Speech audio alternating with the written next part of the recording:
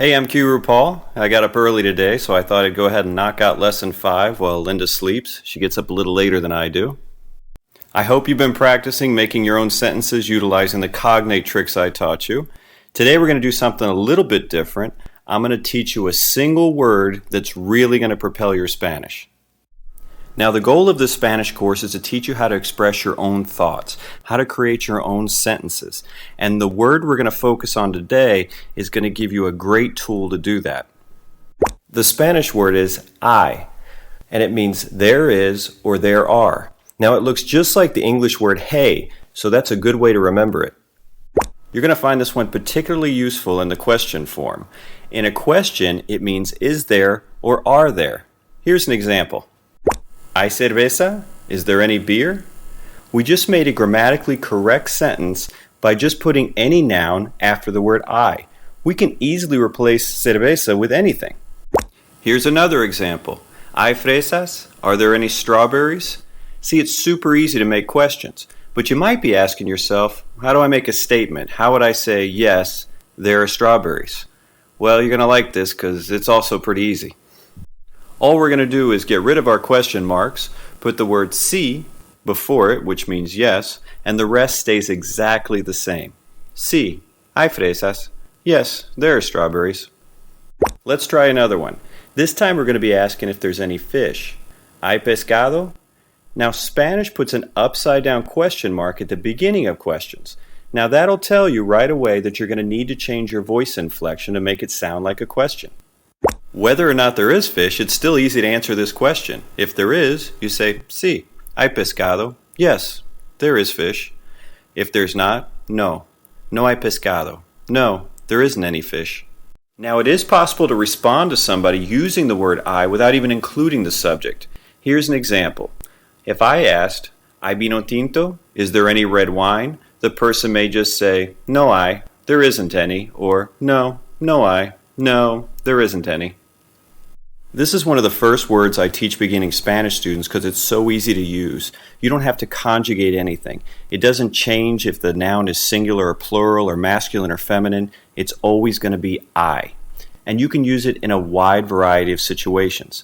Let's say you're at the grocery store and you want to find celery, but you don't see it. Now, it's possible they don't even have any celery in the store.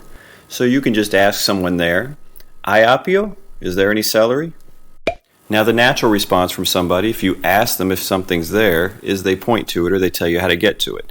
If they don't know, they're likely to just say, no sé, which means I don't know.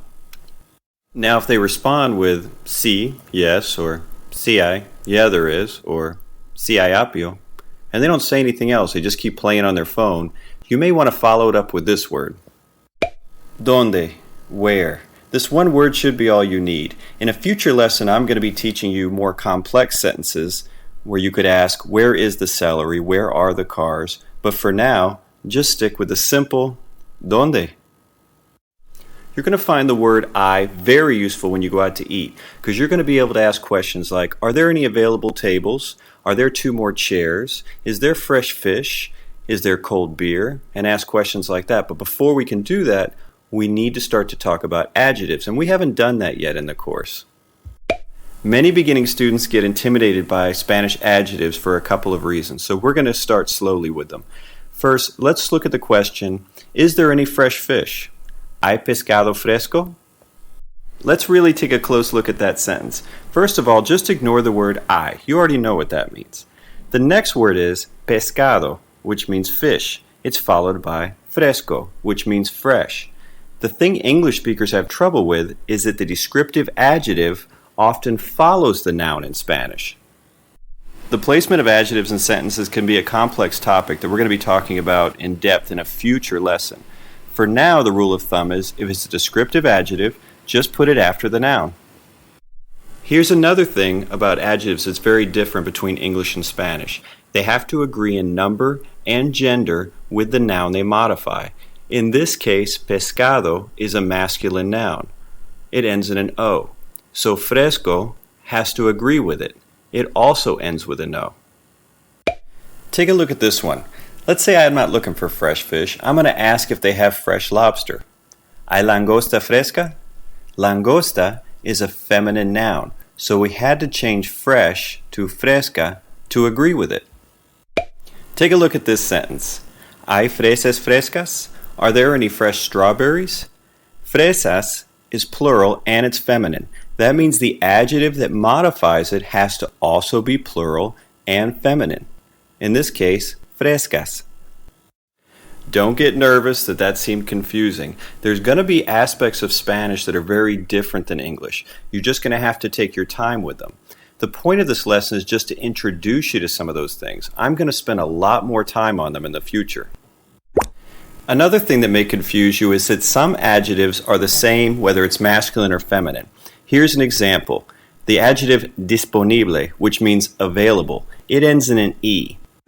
That means it's going to be the same whether or not the noun is masculine or feminine.